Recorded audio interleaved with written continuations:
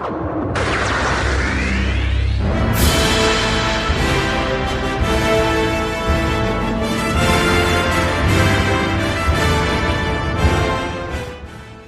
everyone and welcome to the Council of Elrond. I'm Dave and with me is my co-host Johnny, and today we are joined by Stephen from the Red Book on YouTube to discuss everything concerning the first official concept art released by Warner Brothers on the upcoming film The Lord of the Rings, The War of the Rohirrim, and the article that followed. But first, if you guys haven't yet subscribed to the Red Book on YouTube, I would thoroughly recommend doing that, as Stephen gives a great in-depth analysis and his own interpretation on Tolkien's Legendarium with his lovely, soothing Scottish accent. But between giving a new perspective on the Legendarium or talking about Tolkien inconsistencies, the Red Book is a great channel for any fan of Middle-earth. So we'll drop all the links to Stephen's socials and YouTube account in the podcast description below, so keep an eye out for that. But yeah, welcome Stephen. Welcome to our lovely show. It's great to have you. Yeah, thanks for inviting me. You're the first podcast I've ever been on, so hopefully not the last. See how it goes. We'll see how it goes. Glad to be here. But before we actually start, would you like to tell the listeners exactly what you do and where we can find you? Yeah, well, you summed it up probably better than I would, but I'm Stephen from the Red Book. I started my YouTube channel last May, and it's quite strange being here to talk about this film because I basically never talk about adaptations. It's a Tolkien channel, and everything for people who are just kind of getting into Tolkien, all the way up to hopefully people who are really well versed in the Legendarium. There's a lot of good discussions and comments in all these videos, which I really appreciate. And everything from, like you say, my analysis of the work to just using the text to answer some in-depth questions or examining how Tolkien's writing changed over time. So there's quite a lot of material there. And like you say, the link will be there, and it'd be great if people who aren't aware of the channel would go and check out a few videos, see if you like it. Of course, yeah. It's amazing because I just kind of assumed that you've been doing YouTube videos for so long because, I don't know, they seem so professional. I actually went back to look at your very first video and it seemed really really professional. And it's always nervous for a content creator. Well, I looked at all the comments as well, and I saw lots of YouTubers that have been in the game for a long time. They were saying, like, if this, I think it was Timbo Took said something like, if this is your starting off point, then you don't have much further to grow because it's almost perfect. So kudos on that. Yeah, it's that video was my very first, not just the first YouTube video. I'd never made any kind of video before, but I had a bit of kind of technical help from there's one channel in particular called Lore of the Rings. It's not a huge channel, but I recommend that one. And I think I've changed a lot since then. It's kind of rough going back to hear how I recorded and all that kind of stuff. But it's not even a year old, and I've got a lot of experience for writing Tolkien though. I was doing that for 4 or 5 years before YouTube, so I had a lot of material I could bring over. So I think that's the most important part apart from the visuals. But it's been good so far. I think the improvements there for people to see, to be honest. So hopefully. Good stuff. Very good. Yeah, and by the way, are you guys surviving Storm Eunice, or is that a thing in Spain? I know over here it's not as windy as it is in the UK, but how is it over in Scotland? A typical Friday afternoon, it looks like, but it's more sleet. It's like it's too wet for the snow to settle, but it's trying its best anyway. So yeah, some people were getting sent home early from work and all that, so it's pretty bad today, but we're kind of used to it here. Yeah. Wow. But actually, going back to speaking about YouTube channels as well and setting up YouTube channels, Dave and I, we made our venture into the world of YouTube just a few days ago with our first YouTube video, which was a bit of an accident, to be quite honest. We had a guest on and we just recorded we did like a screen grab while we were recording, and then afterwards, when it was all finished, we said, hey, it might be a good idea to throw this up on YouTube. And we hadn't prepared for it properly. We were We didn't have our lightings all perfect and things, so it was it wasn't a great starting off point. So I think we've got plenty of room to grow from. We set the bar extremely low, so it can only get better. So about this new film, The War of the Rohirrim. This first look and release date might have gone under the radar for many because of the whole Amazon releasing their trailer and whatnot, but I don't think the timing of this announcement is any coincidence because, I'd suspect Warner Bros. They probably want to ride this Lord of the Rings hype as much as they can. So, I think it came out less than 24 hours after Amazon's teaser. But before we actually pull up the first look of the show, let me just read what Variety had to say. They said, quote, "Set roughly 2 centuries before the events of J.R.R. Tolkien's The Hobbit and The Lord of the Rings, The War of the Rohirrim will explore the exploits of Helm Hammerhand, the King of Rohan, and the creation of Helm's Deep, the stronghold featured in Peter Jackson's The Lord of the Rings, The Two Towers." So that's a pretty cool opening statement. Stephen, what do you think is going on here? Who is Helm Hammerhand for those who don't know? And what are we likely to see from this movie? Oh, that's quite a lot there, but yeah, sorry. Let's start off with who is Helm Hammerhand? Well, Helm Hammerhand was I'm going to end up giving spoilers here for writings from 60 years ago, but he's the ninth King of Rohan and the last of the first line of kings. So that line ended with him, and people familiar with Lord of the Rings will know the second line ended with Theoden. So this is how far back we're going. And he's I would say a bit of a eccentric figure. He's kind of known for killing people with his bare fists, and he was Helm's Deep is named after him, of course, and he is quite a prominent figure during what's called the Long Winter. So it was a war between Rohan and the Dunlendings, and I think it's a kind of perfect character and story to do for a film. I don't think you would do a series based on Helm Hammerhand, but I think they've been really clever by doing this as a film, because it's interesting enough with a war against the Dunlendings, but it's familiar to people who only know the Lord of the Rings as well, with that whole Rohan imagery and all this kind of thing. So he's a famous figure in Rohan's history, probably only less famous than the first king, Earl, but I think he's there's a good opportunity here to show something really interesting with him, because, like I say, he's very eccentric and quite crazy, I would say, as well, based on what Tolkien had written about him. He's quite a strange character for Tolkien, so I'm kind of looking forward to see what they do with him, to be honest. So we're just going back 250 years, and one of Rohan's most interesting kings, I would say. Yeah, I'm really looking forward to seeing what he actually looks like in the animation that they do, because obviously his name Hammerhand, and as you said there, he's kind of famous for killing people with his hands, and I think he's been described as having like big kind of heavy hands anyway, so I can think the animators can really go to town on that, and they can draw him with these quite large fists and things. And I think when the first images came out, whatever that was, about 7 months ago or quite a while ago, or the first announcement came out, sorry, not the images, I think I was looking back into who he was, and I'd forgotten all about him and stuff. So is it true that he, and again, I've forgotten that since in the last couple of months, but is it true that he used to sometimes go into battle with no weapons and just go in with his fists? Yeah, that's what he's known for. It's he's obviously really famous for killing. There's one man in particular called Freka who he kills with like a punch when he takes him out of the Golden Hall.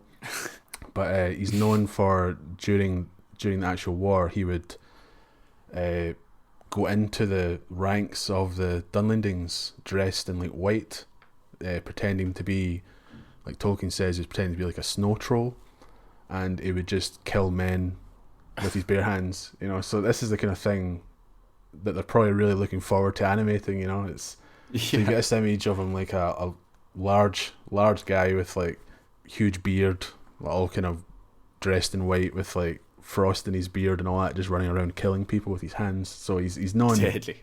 He has to use his hands. So there's been a lot of people drawing like artist impressions of him, and they're always giving him like big swords or big axes, and everyone's like, no, he has to just kill people with his hands. That's what he's known for. So they need to get that part right. That's what I was saying. In the anime, the animators can go ahead and instead of giving him a big axe, they could just give him, big hands, huge hands, just ginormous hands, because that could be kind of cool. And obviously, then if he goes into battle wearing all white, a couple of moments later, it's just going to be completely red. And, that could be a cool visual as well. It's exactly. It's and I've always said Tolkien. These kind of stories for Tolkien would really benefit from animation. I don't think it would maybe a bit goofy if they were doing it in a live action kind of setting, but with like the animation style, they could really do something interesting, like, so it's not really cheesy that he's running around killing people with his hands. It could stylistically, they could really pull it off depending on what it's going to look like. So who knows what that will be like. But I mean, if he ever runs into Frodo, he can just say, "You have my hands." Everyone's like offering Frodo all these great weapons. He's like, high five. Yeah, just covering Frodo's head with his hand. That's a big. Yeah. Probably. I was just going to ask Johnny if you'd like to pull up the images that were released, because there's two. It's strange when you go onto Variety. There's that one image, and then if you go onto like IGN. I'll bring this one up first. So bring whichever one up first, and we can. Yeah, so this is the one that was released by Variety. So guys, where do we think this is? I know Johnny speculated that this might be Helm's Deep, but Johnny, is that what you're going with? Helm's Deep? It's not. That wasn't my speculation. When we were talking about the two images before we started recording, I said, "Oh, which image do you mean? The one he's gone up to Edoras, or the one that looks a bit like Helm's Deep?" And I said that mainly because of you're looking at, you can see these mountains around. There's a big wide open area, but then there's this little mound here. And I was mainly saying about Helm's Deep in the movies, where one of the Uruk-hai that's leading the army, he like comes up on this mound and stands there and gives his battle cry. But in terms of if I actually think it is Helm's Deep, I have no idea. I have absolutely no idea. It could be. I mean, it's we're going to be based in Rohan, and this is going to be about the character that we're speaking about of Helm Hammerhand, which Helm's Deep is named after. So we saw obviously the one image of Edoras, which we were pretty sure of, but it would definitely make sense that this could be Helm's Deep as well. Yeah, what do you think, Stephen? Where do you think is this location? I don't think it's Helm's Deep. Helm's Deep is the description we're given of it. It's not actually so far off what Peter Jackson and co were doing in their films. It's built on a rock, and that's connected to what's called the Deeping Wall. It's like a really deep valley in the White Mountains. So this seems a bit too open for it to be Helm's Deep, but could be. But I looked at that and I thought it was maybe Edoras, because it looks like there's something on top of the mound there. But okay. So this actually could be Edoras up here, is it? Yeah. On top of that, we're just really far away from it. It could be, but there's also there's other places in Rohan that are really important as well. Like there's the home of the kings before this time, which has still been held by descendants of kings. So there's the Aldburg, for example. That's where the first king, Earl, was. That's where the kings were before the Golden Hall. So that's on a green hill in the Fold. You hear Theoden speaking of the West Fold and this kind of thing. So there's actually a green hill that's a really important settlement in Rohan called the Aldburg, which the descendants of the second king Brego, they're housed there all the way through to the Fourth Age. So it could be something like that, and that's next to the White Mountains as well. So it's maybe closer to that than either one. It just depends how deep they're going with the geography of Rohan. But it'd be quite cool if that was the place they were doing. Well, I mean, they don't have a whole pile of story to actually go off, so I think maybe they could kind of focus on the geography almost of Rohan and use that to be, I don't know, the main kind of thing, pulling the story together, which would be really cool. Yeah, because it can't be, in the films with the story of the Two Towers, we know Helm's Deep and Edoras they're the main locations, but this is an opportunity to show that Rohan isn't just one little settlement and then that fortress. You've got an opportunity to have the war across the whole land. So they might even invent places, who knows, but it'd be quite good if they were showing more than just Edoras and Helm's Deep, and I think they will. Yeah, I'd like to see some more locations, and I think there's no harm in having places styled the same way as Edoras. Maybe that's just like the Rohan style back in those days. They built on a big hill and that was their fortress. But yeah, looking at all these people, it's hard to tell. Is it Rohan? I'm pretty sure that's Rohan in the distance, as in the Rohirrim, and then in front of us are the orcs and Haradrim, I'm guessing. It is hard to tell, but I think that the Rohirrim have shields that are green with some white bits on them. So yeah, I don't know. Circular shields. Yeah, circular shields. And a lot of horses, so. And it's going to be all stylized in the same way that Peter Jackson's movies were. But for anyone that doesn't know, this will actually be an anime-style film about Rohan, releasing in April 2024. And I just want to read a little bit from the article here. Variety said, the War of the Rohirrim is also drawing much of its creative DNA from Jackson's 6 features set in Middle-earth. Philippa Boyens, who was part of the Oscar-winning screenwriting team for The Lord of the Rings and The Hobbit trilogies, is executive producing the film. Phoebe Gittins, which is Boyens' daughter, and writing partner Artie Papagiorgio are penning the screenplay based on a script from Jeffrey Addis and Will Matthews. And the creative team includes Sir Richard Taylor, who won Oscars for makeup and visual effects for The Lord of the Rings, Alan Lee, who won an Oscar for art direction for Lord of the Rings, and Tolkien illustrator John Howe. So this will it's confirmed that this will be in the continuity and canon of Peter Jackson's Lord of the Rings. So how does that make you feel, Johnny? Yeah, I like it. I'm happy about it. I mean, if they had told me that it was going to be something completely different, I think I'd be quite happy as well. But obviously, it's nice to have something linking it back to those memories that we have of watching the movies. And obviously, from the images that we can see here the one that we're looking at the moment of the big Mumakil. He obviously just looks exactly like the ones that we saw in Peter Jackson's one. He looks a little bit maybe not as enormous, but maybe that's just the angle of this image. But yeah, I love the images that we got from the Rohirrim and all of Rohan from Peter Jackson's movies. So it's really going to be nice to get thrown back into that world, but in a kind of an anime style. And also, when we first heard that it was going to be an anime movie, I was a little bit concerned because I'm not a huge anime fan, but looking at these couple of images that have come out, it looks incredible, and now I'm really up for it now. Yeah, I guess I don't like the sound of the word anime because just from what I've seen, it's all Pokemon, Yu-Gi-Oh, all that really artistic, kind of over the top, crazy massive eyes. But then when I saw this image, I was like, this is perfect. It's literally it looks photo real almost, and the mountains in the background there look incredible, don't they? Just give me a whole movie on this. But for me, I was delighted to hear that it was set in the same continuity as Peter Jackson's, just because we're not going to get rehashed stories. We're just going to get his world, which I think everyone absolutely fell in love with. So I couldn't be more excited. But Stephen, are you glad to see the likes of Sir Richard Taylor, Philippa Boyens, Alan Lee and John Howe all back on board? Kind of.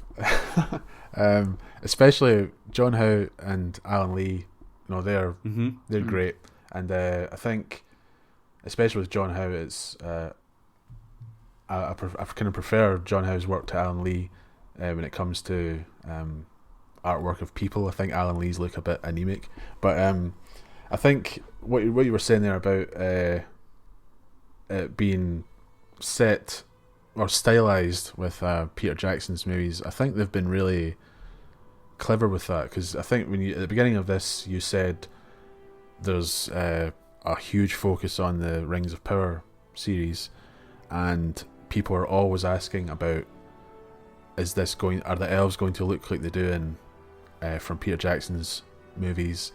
Are all these characters going to look the same? Are you going to use the same music? All this kind of stuff. And I think they've been really clever releasing images like this and confirming that it's the same style. You're going to see the same armor that the Rohirrim were wearing in the Two Towers and the Return of the King, and Rohan's going to look the same. And it's letting people know that this Amazon show might be something completely different, but you'll be right at home with this, this story we're doing. I think they know what they're doing with that.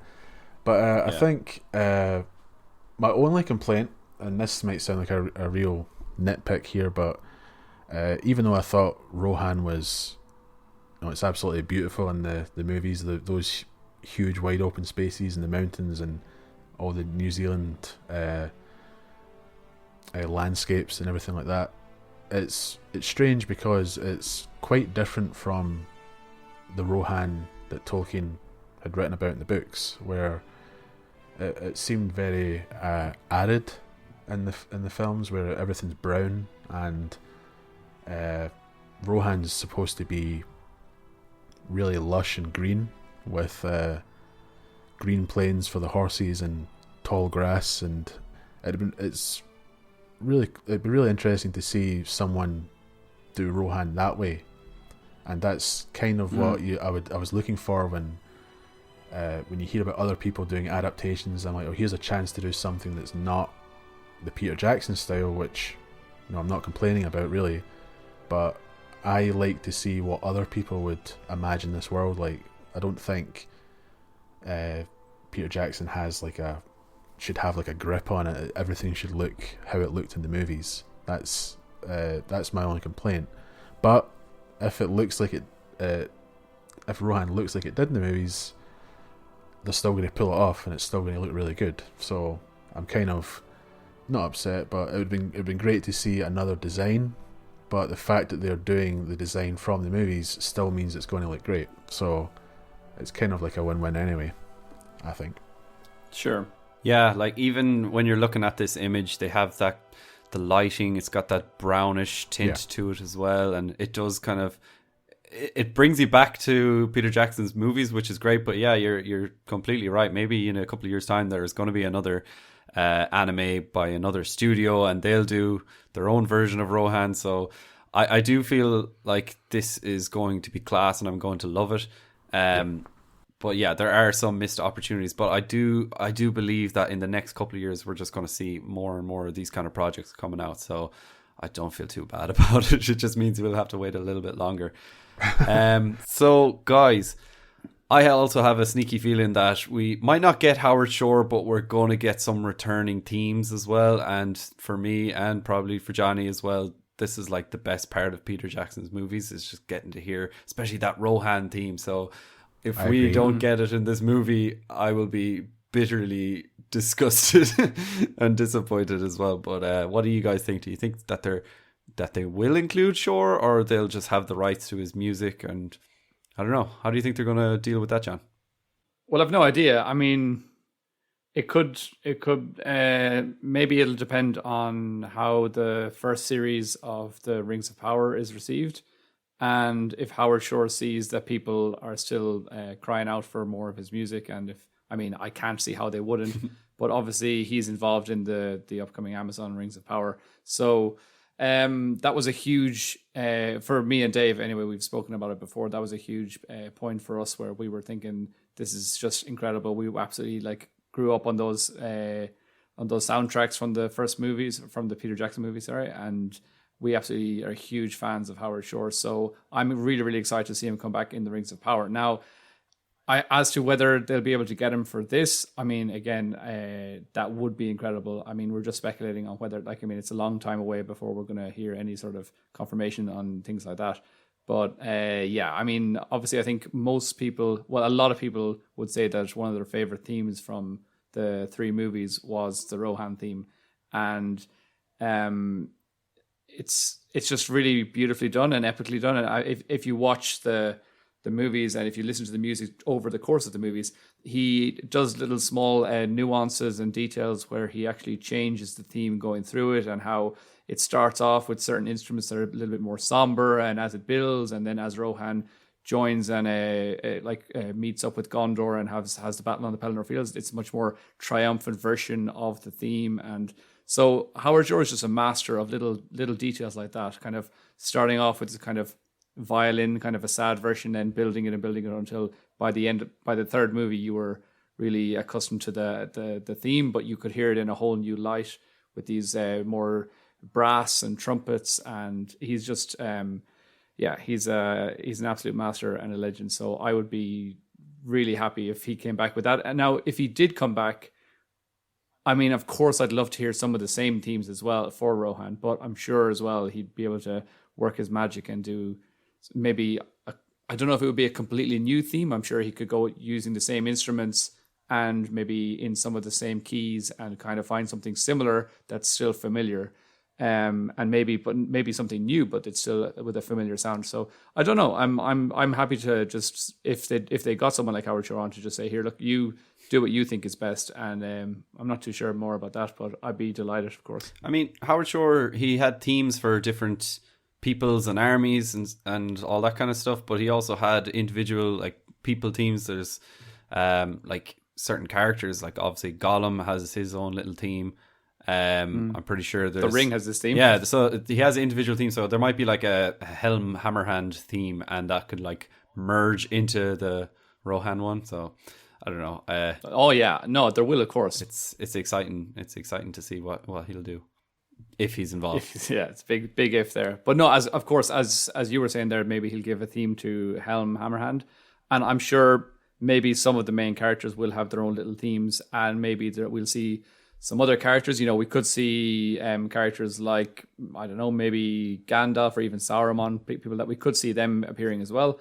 And he might give them a little theme as well. But as to whether or not he uses the exact same Rohan theme and blends that into it as well, that remains to be seen. But and again, it remains to be seen if he's even involved at all. So yeah, it's a whole lot of speculation. I was actually going to ask about that as well. So we know that we're going to be getting Helm Hammerhand, but do you think we could get some familiar faces or people that, you know, Tolkien fans would actually know, like Gandalf or Saruman? What do you think, Stephen?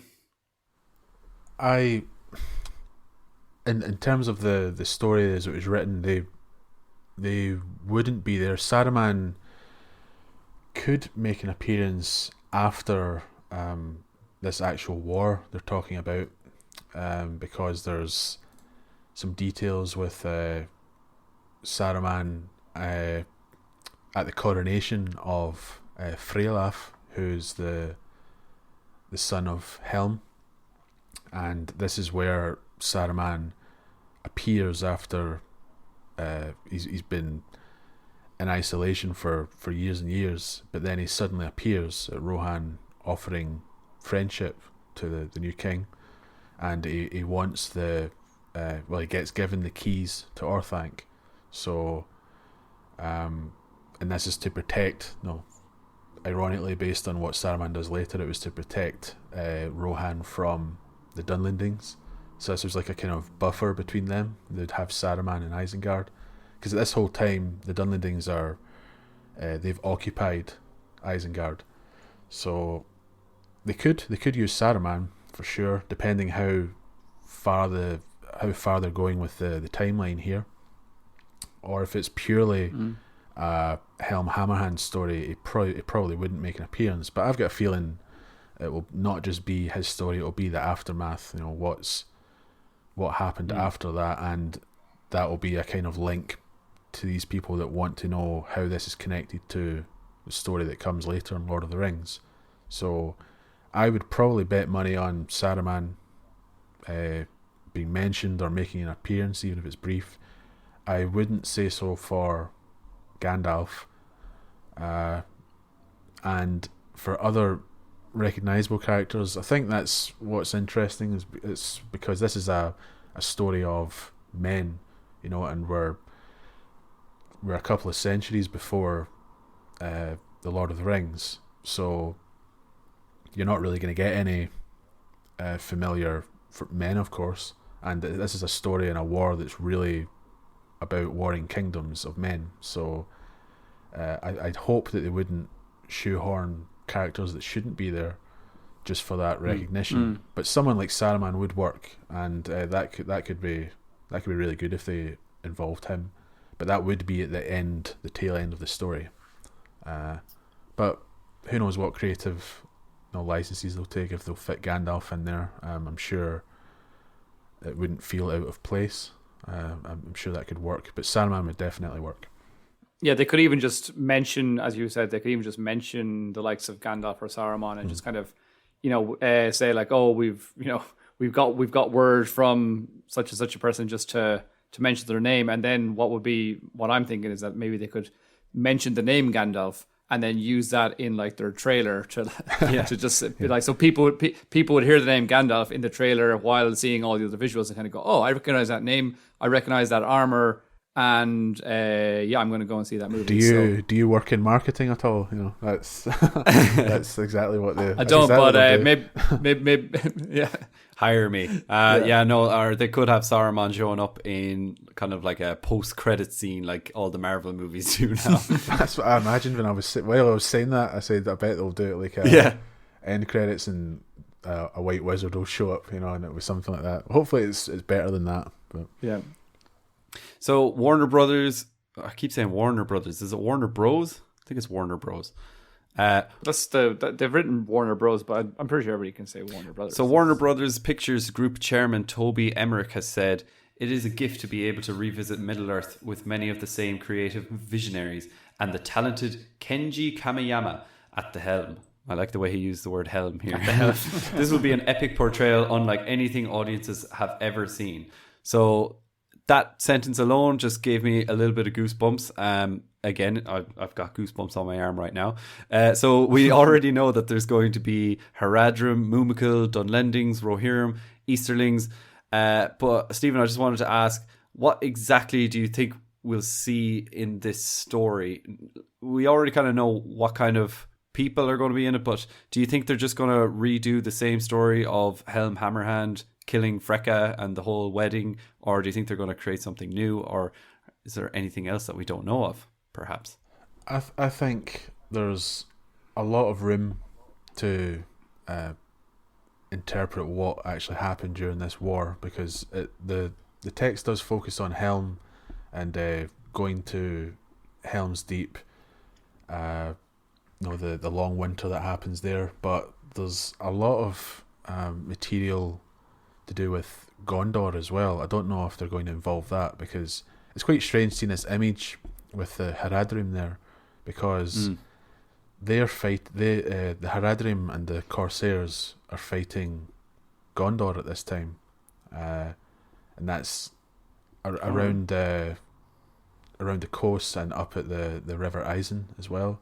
It's so they're kind of cut off from each other. They're fighting Gondor, and the Dunlendings are fighting the Rohirrim, and it seems that they're doing some sort of crossover here. So they may be taking liberties and having more than just Rohan and Dunland fighting here. They're going to have, like you say, the Haradrim are going to be there, but that means they might have Gondor there as well, because they are the ones that are fighting them in the story. So I think it will focus on Helm and Helm's Deep, the long winter, but there's plenty of room there for them to create battles. A lot of the battles aren't written about, but we know that they must have taken place because they're fighting in this war. So I think plenty of room to add their own material, but it would probably still fit. It would fit in with because, the appendices aren't vast in terms of real details and dialogue related to the story, they're going to have to invent what everyone's saying anyway. There's very little dialogue, so why not just start merging the bigger picture, involve Gondor, involve the Corsairs and the Haradrim and Rohan itself, and maybe use that as an opportunity to show the strength of unity between Gondor and Rohan that we see in the Lord of the Rings. Maybe something like that they're going for. But I think most of what we see is going to be made up. I'm not necessarily saying that's bad, but they kind of have to make it up because there's just not enough. There's not enough for a full movie just to focus on Helm himself, in my opinion. Yeah. And like you mentioned that they might be bringing Gondor into it as well, and I say let them come because I want to see as many more tribes and armies and more teams coming back in. I just want to see Gondor, Rohan, Dunlendings, throw in the hobbits. Actually, no, don't throw in the hobbits. Well, they could throw in hobbits. If we're, the hobbits could be there. Yeah. If we're focusing on, like we say, we don't really know what they're focusing on. But if this is really related to the Long Winter, that's kind of known in Shire history, and that's one of the reasons they say that Gandalf came to help hobbits and like being in the company of hobbits. It's because of how they reacted to the Long Winter that killed thousands of them in the Shire. So I don't know if they'll go that far. That's maybe stretching to like a TV series and not a film, but it wouldn't be beyond the realm of possibility for the Shire to be mentioned, and that would probably bring in Gandalf, like you mentioned earlier, but we don't really know those details yet. Name drops, but this image is pretty cool as well. Johnny, what do you think's going on here? Because the first thing I noticed was the fire coming out of the Mumical's like little back truck thing. It's kind of like a machine gun. It's like, what's going on? It looks like Fast and Furious. Or something. Yeah. He's just got some his souped up exhaust pipes on his head.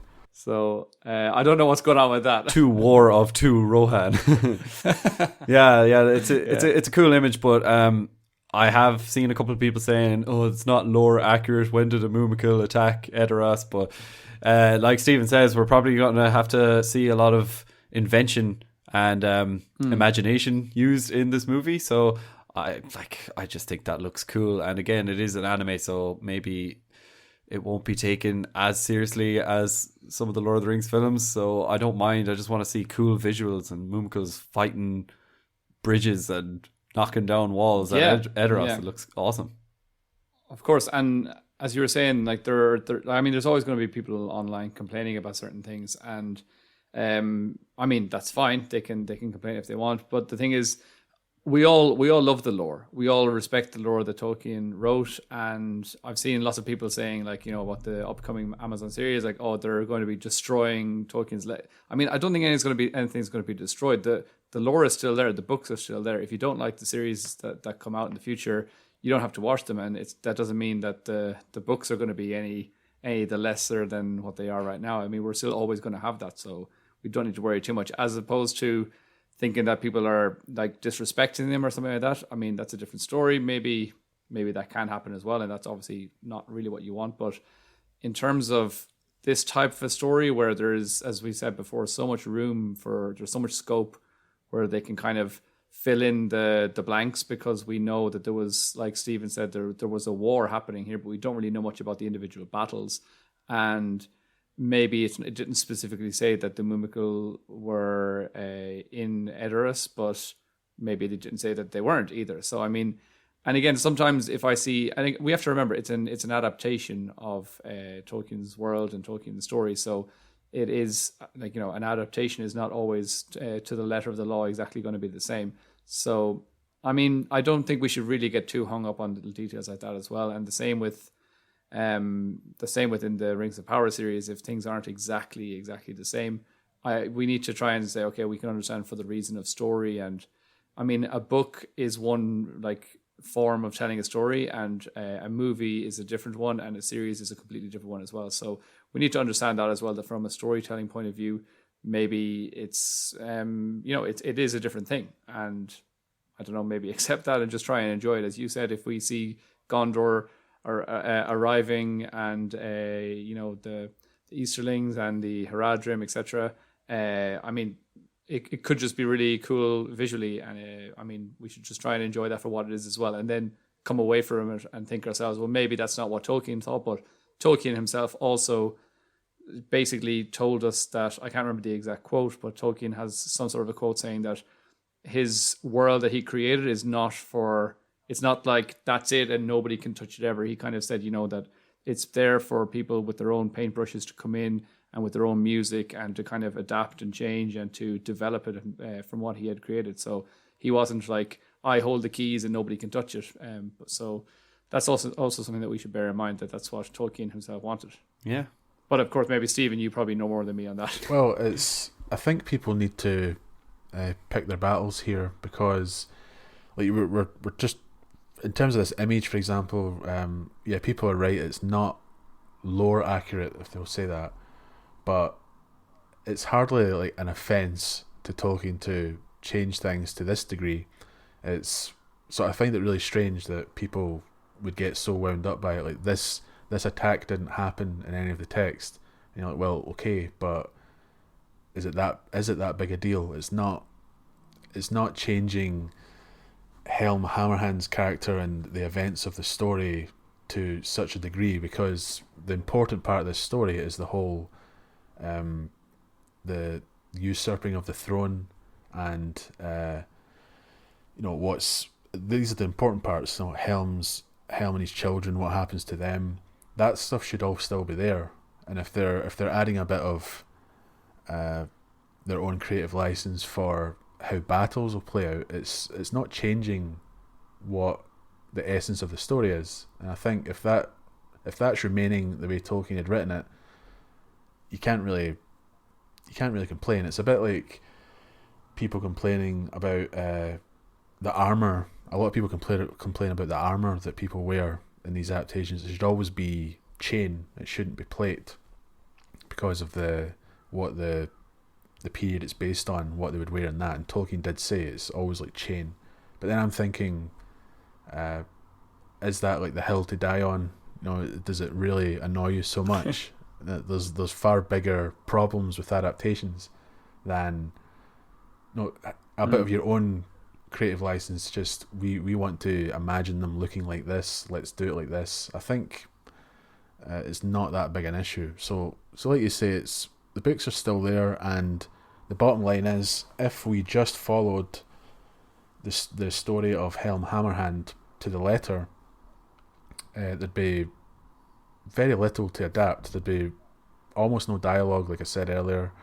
It would quite interest me, because it's quite a bit of intrigue with power moves for the throne and all this kind of stuff. It's more Game of Thrones than Lord of the Rings, but it would just be that, and all this extra stuff that's not written. If you're not going to include that, then what's going to be there?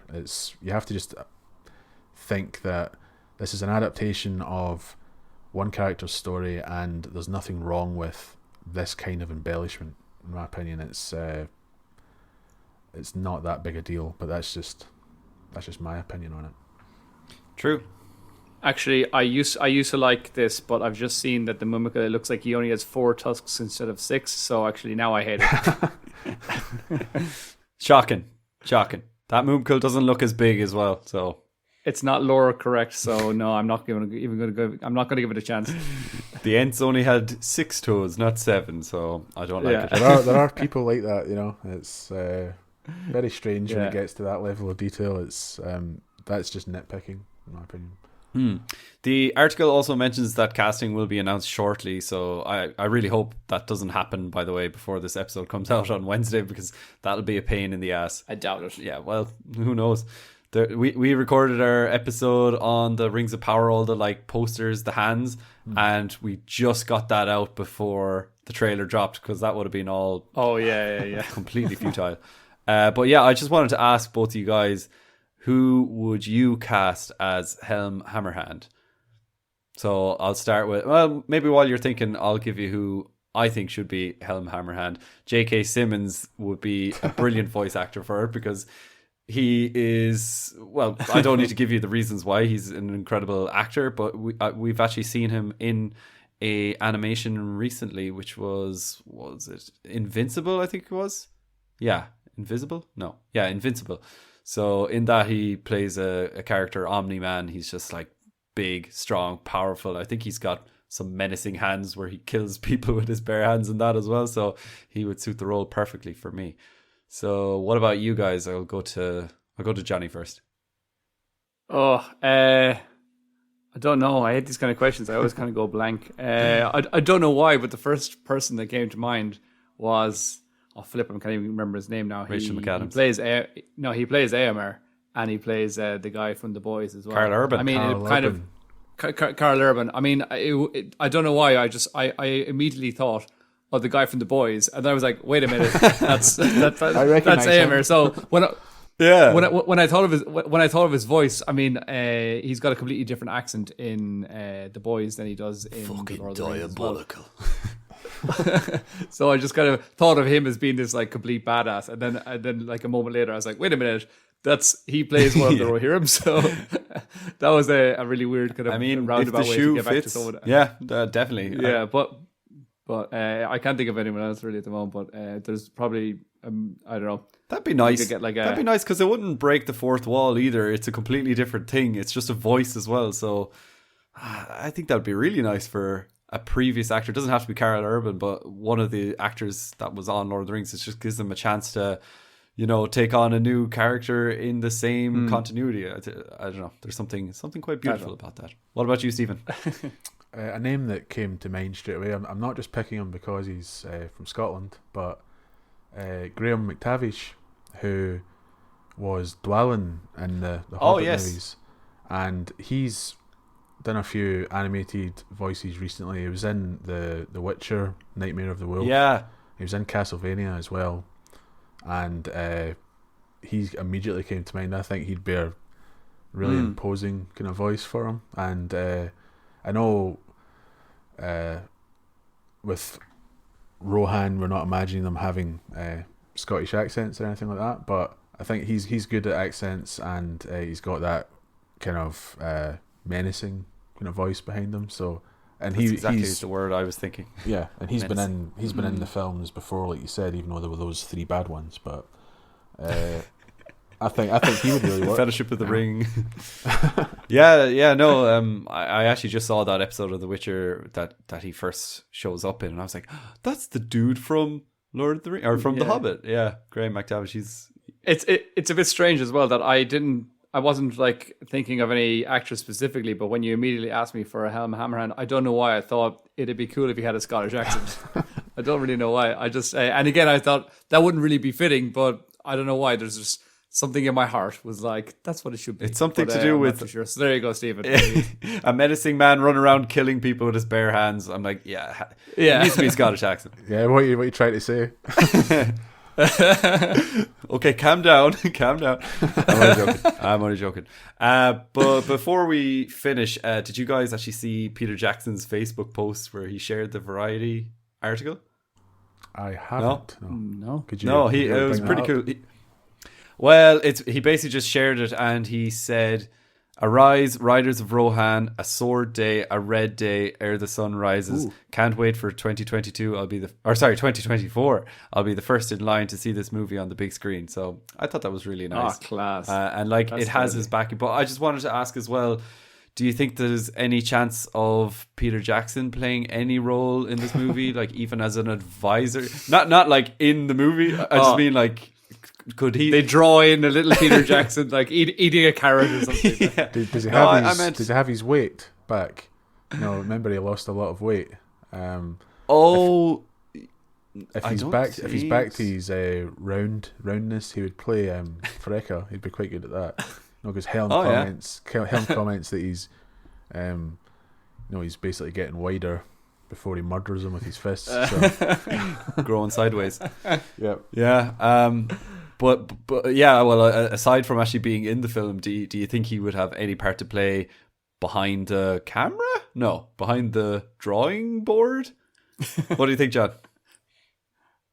I mean, I don't know. It's Peter Jackson. His name is synonymous with successful Lord of the Rings movies, so it could never be a bad thing. At this stage, I think they're probably quite far into production in terms of they have a good idea of who they know who's going to be working on it. We already know, for example, Philippa Boyens, who worked so closely with Peter Jackson in those movies. She is a big part of the production. So if he were to come on, I think it would have probably happened by now already, and they probably would have thrown his name out there as well to hype it up even more. So I don't think so. I don't think it's gonna. I don't think that's going to be a possibility. I mean, if it came out in the next few days that he is involved, I would have absolutely no problem with that either as well. Of course, the imagery is based on his original movies as well. So, I mean, if he is fantastic, and I'm all for it, but if I don't think it needs him in there either to be a success. What do you think, Stephen? Yeah, I agree. I think if Peter Jackson was involved, he would have been the first name mentioned. Again, like what I was saying earlier about showing how different it is from the Amazon show, because we're talking about two different companies here, kind of trying to get everyone's attention for this. So if you had Peter Jackson involved, that you'd be shouting it from the rooftops, I think. So that's true. Maybe if this is a success, it will be a success because it's too big to fail, basically. But if they're doing more after this, you never know. They might bring him on, but I don't think he's involved in this, and it would be too late to involve him now. But crazier things have happened. Yeah, true. And the fact that he actually put up that Facebook post, it kind of seems like, he said, I'll be the first one in line to see this movie. So it suggests that he's just really looking forward to seeing it for the first time. Yeah. Before we let you go, actually, I just wanted to get your thoughts on the Rings of Power teaser trailer. You don't have to go into it in too much detail, but let's say in 2 or 3 sentences. You put me on the spot here. I've not been asked what I thought about it yet. We're getting an exclusive. I think quite strange. I'd describe it as probably underwhelming. I think some of the complaints people have are a bit unrealistic. Like, people keep saying it looks really cheap and fake and all this, and then we found out that most of it isn't actually CG. Like, everyone was saying everything looked like CG, and I'm like, well, it's not really. They've shown all the behind the scenes for it and all this, but I think there's a few parts that are really confusing me. Like, everyone talks about the Meteor Man and how the elves look, and it maybe seems a bit off, but I'm not really bothered by it. It's I'm one of these people that would think, let's wait and see what the show's like, because you can't really base anything off a teaser. A teaser's meant to tease, isn't it? So they didn't give a lot away, of course, but wait and see how these characters sound and what the story's actually like. I think there's not enough there for people to be getting so wound up like they have been, and for this kind of accusation that it doesn't feel like Middle Earth and that, I don't really agree with that either. I think this is another consequence of people wanting it to look exactly like the Peter Jackson movies, and it's not going to. I could still see which characters were elves and the girl that was the Hobbit, and it's that the place that looks like Numenor. It's kind of all there for you, and maybe wait until the first episode comes out before we get the pitchforks out. There's a long time before, like a long time of more teasers and more information to come out, and I think it's a bit too early to be getting so angry about it. We just don't know enough. Completely Of agree. Completely agree. Yeah. I've seen worse teaser trailers. Yeah. Sure. I think, Dave, you and I had basically the exact same opinions, that maybe our only kind of weird sort of concern or confusion was maybe that whole story with the Meteor Man thing. But apart from that, we can't really complain too much. I mean, people are going crazy about the elves with short hair and stuff like that as well. And I mean, it is a bit strange. It's a bit of a strange choice, but I mean, they don't all have short hair. We've seen one of the main guys has short hair, and then we've seen an image of what could be Finrod with also with short hair. But it's a bit strange. But again, it's not, like we said, it's not one of those details that we should get completely upset about, and just burn all of your Tolkien memorabilia or something like that. So So we'll have to wait and see. We will. But if any of you guys, listeners out there, want to hear our thoughts, you can just check out our episode last week where myself and Johnny discussed the Rings of Power teaser trailer with Dan from Voice of Geekdom. Which is on YouTube as well. Oh yeah. Okay, we can announce it here. We've been on get YouTube. That plug in there as well. We're on YouTube for a whole about 5 days now, so go and follow us there, guys. Okay. But yeah, apart from that, that's pretty much all we have time for today. But Stephen, thank you so much for coming on. It's been an absolute joy, and we'd love to have you on again. Yeah, I'm definitely up for that. Thanks for inviting me on. Of course. It's our pleasure. Gun knuckles for 8. And Rohan will answer. Muster the Rohirrim.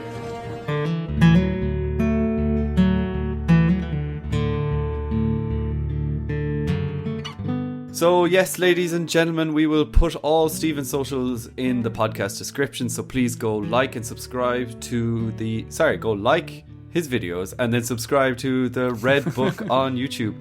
Don't forget to give our podcast a review and a rating too if you haven't already. And if you want to reach out to us, our links are also in the podcast description. We really want to know what your thoughts are on the announcement too. Are you guys excited to come back to Jackson's version of Middle-earth? Also, let us know who you would pick as Helm Hammerhand as the voice actor, because that's an interesting topic too. So please get in touch. Until next time, guys, farewell.